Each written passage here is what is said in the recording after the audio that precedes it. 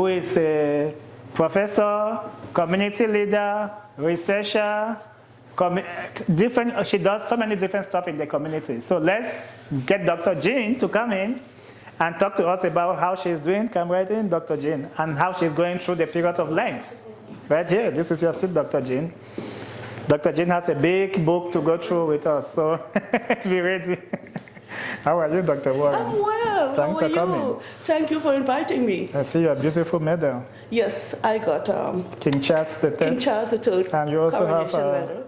oh, you have so many other medals. And I am a Rotarian. And the other so one? I also had the Rotarian medal as a fellow. Okay. You know, this is one of the highest ranking medals you can get for community service. Good. And because she's a community service, high ranking community service member, let's hear some stuff. So take a seat. Thank you. Okay, how are you doing? Oh, very good. Very good. This Black History Month was hectic. A lot of stuff to participate and to do and to keep the history of blacks in Alberta going. Yes, it was quite busy for me.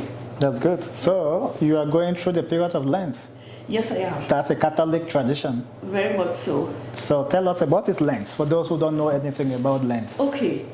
Lent is a period of 40 days that starts on Ash Wednesday. But without Carnival, you will never have Lent. So Carnival was a festival that people in the Middle Ages. Yeah, keep going.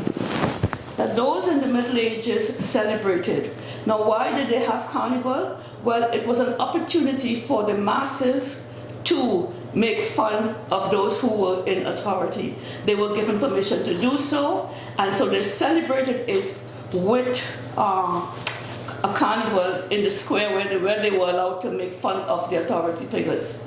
Today, we also have those who celebrate Carnival with pancakes and syrup. And this event comes before Ash Wednesday.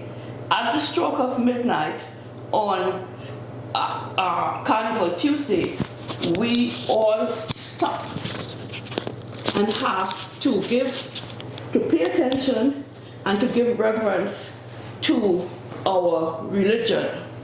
Our religion, Ash Wednesday starts with going to Mass and having the cross of ashes placed on your forehead. It signifies that you are going to sin no more and follow the edicts of the Bible. We also have to fast and abstain on a few days in Lent. It starts off on Ash Wednesday, and we have to do this on every Friday in Lent. In terms of fasting, it means skipping one major meal during that time, during the day. For abstaining now, you must not eat meat, and you are asked to eat fish instead. Many people believe that it is a tradition that we hold. Some people think it was introduced in Rome because it was to support the fishers and the fishing industry. So, coming through Ash Wednesday and believing in all the different things that we must do, we are also encouraged to do things that we've been putting off. Perhaps going to the food bank and volunteering, perhaps helping a neighbor, perhaps bringing more people to come and join the church as well. So we move on with this and we come to what we call Holy Week. Now Holy Week starts with Passion or Palm Sunday. Prior to what I would say as when I was living in Trinidad, we celebrated Passion Sunday first, and then we celebrated Palm Sunday. Passion Sunday, we look at how Jesus cured Lazarus and brought him back alive from the dead. Palm Sunday now is a different story altogether. On Palm Sunday, we get new palms that we wave and come into the church celebrating when Jesus Christ came to Jerusalem with the palms on Palm Sunday and proclaiming that he was the Son of God.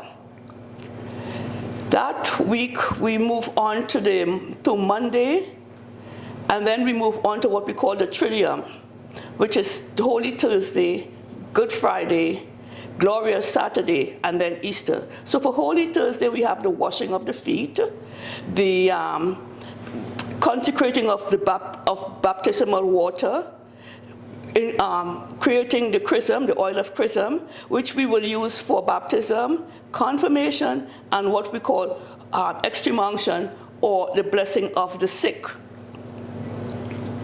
So when does Lent start? Okay. What date? Is it a fixed date of the year? No, it changes. Okay. This year, Lent started. About a week ago, just after in March. That was Ash Wednesday. Ash Wednesday started in February this year. How long is it going to go to? How many days? 40 days. So 40 days of fasting?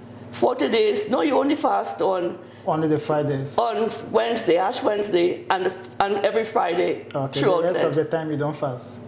You don't have to. Some people who are very conscientious may make a sacrifice and fast on those days as well. So, you know. What does fasting entail? What do I have to deny myself as part of this fasting? Okay.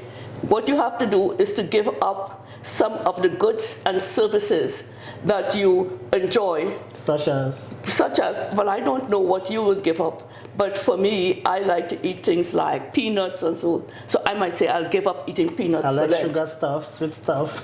You can give up sweet stuffs too. If you like hot sauce, you might give up hot sauce. It's something that you would traditionally use all the time, and then you say, I'll make a sacrifice and give it up. If you like going to the theater, or if you like going gambling, you might say, I will give it up. Okay, so you just have to give up something that you really like doing. Yes. So what is the spiritual implication of this? What is the spiritual implication? Yes. Well, Lent that's a very good question, because Lent moves on to Good Friday, which moves on to Easter Sunday, where Christ is risen and we have hope for eternal life. Now, if we do not have hope for eternal life, we cannot celebrate Good Friday, and we cannot celebrate Lent or Ash Wednesday. One follows after the other.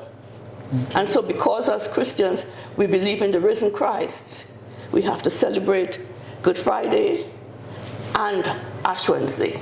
So how do you prepare for this? Because you have to make some sacrifices. How do I prepare for which one? For making the sacrifices, giving up some few stuff. For me, for example, personally, giving out sweet stuff.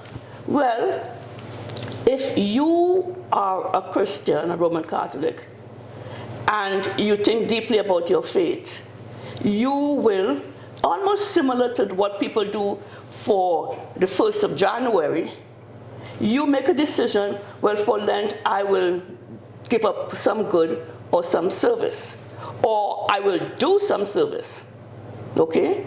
Like I indicated, you might say, I will go and volunteer at a food bank, and things like that. That will help to improve the status of our society and our community in general. Okay? Good. So, if you want to give up something that you say, like your sweets, that's a personal commitment. Okay? I wish I can. Okay, so that is the Lenten season. Yes. Now let me switch this conversation to you, Dr. Warren. So tell us about you then. What about your own life? How have you get to this level?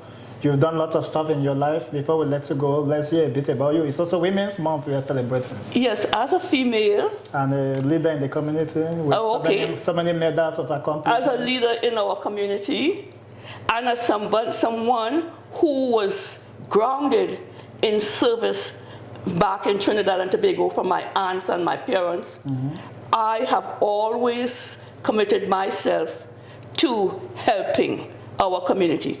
When I say our community, I talk about community development. I was born into a family who believed passionately about community development. My aunt was a member of the Coterie of Social Workers in Trinidad and Tobago, and I grew up seeing her have a breakfast shed in the back of her home where she would feed the young people in the community every single day a hot meal.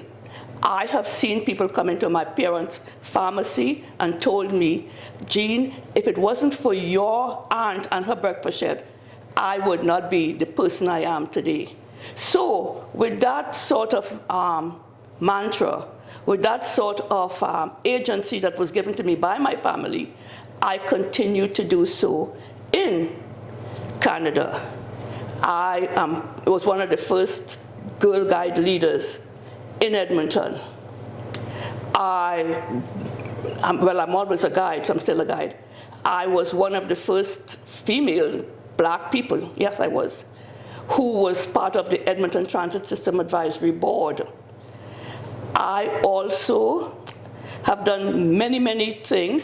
So right now, I would say I have been instrumental in getting the Edmonton Public Library and young people in our community to read over 500 books of African and Caribbean heritage. Beautiful. And we were able to have these books organized, 300 of them selected, and organized K-12 fiction and nonfiction for access to young people in the community. We won an award as one of the best library projects in Alberta.